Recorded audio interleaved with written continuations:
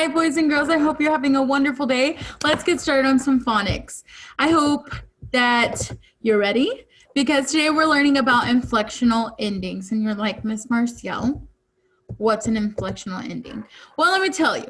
An inflectional ending is basically a group of letters that are at the end of a word to change its meaning. And you learned about these before. You just probably don't remember the name. You probably don't remember the name of it.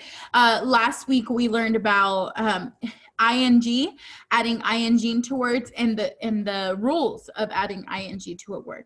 But today we're learning about the inflectional ending of ed, and this one is tricky. Like, this is a tricky one, just like ing, because ed can say a lot of different things. It can say 3 sounds, and I'm here to show you the 3 sounds that they can make.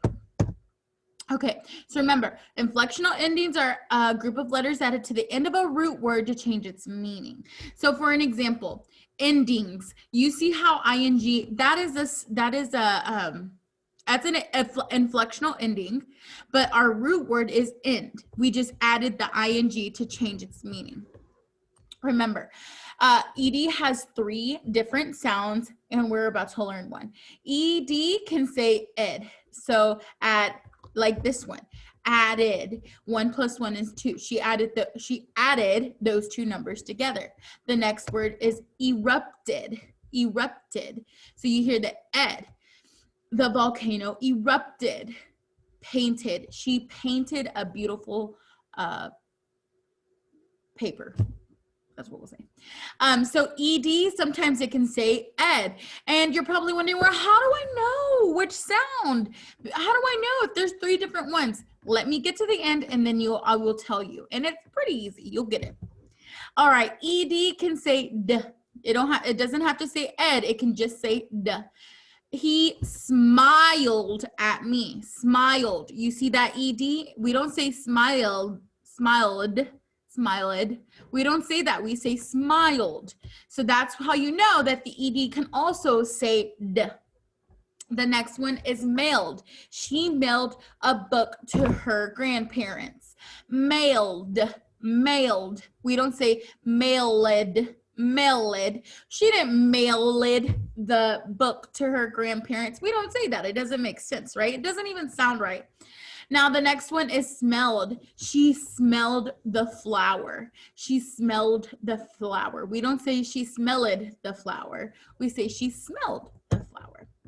Now, ed can also say t, t, t. Say it with me. T. Okay? Weird. I know. English language is weird, but let's keep going. Washed. Washed. She washed her hands. It makes that sound. Kicked. He kicked the ball. Kicked. We don't say kicked. We don't say washed. We don't say kicked. We say kicked. Kicked. Laughed. We laughed at the joke. We laughed at the joke. That is at the end of the ed. Now, you just got to see if it makes sense. That's what you have to do. Well, let's get some practice. Our word is healed. Oh, I just said it. I just gave you the answer. I don't say healed. Healed. I say healed, and I don't say healed, healed, healed. Say it with me, healed. What word is this? Is it cooked? Cooked? Cooked. Good job. Painted, painted, painted. You hear that ed? Walked, walked, walked. Added, added, added. You hear that ed at the end. All right, we have one more video that I want to show you. To his friends, Ed is just a normal, everyday kind of letter. Hi there, Ed. Hello, my friend. Hi there, Ed. Hello, my friend. Hi there, Ed. Hello, my friend. But what they don't know is that Ed is a time traveler. All that Ed needs to travel into the past is a word. But not just any word. It has to be a word that does something. You see, only a word that does an action can be used by Ed to travel back in time. These words are called verbs. Here is a word that is a verb. Happen. I wonder what's going to happen now.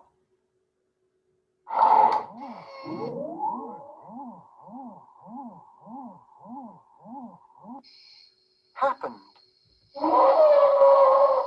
It has happened. Ed jumped onto the end and the verb changed. The word has traveled into the past. Here are more words that are verbs. Ed will send them into the past. Look.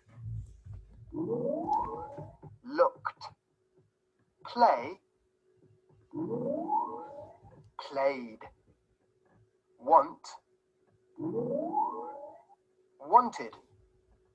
Work. Worked. Ed worked hard today. Or was it yesterday? If you need to send a verb into the past, remember to use ed, add, on the end of the word. All right. So it's important to note that not only we need to know that ed goes at the end of the word just because it makes sense, but it also tells us if something happened in the past. Okay, that's the whole reason why we add the ed, even though it has different sounds. All right, we'll see you later. Bye-bye.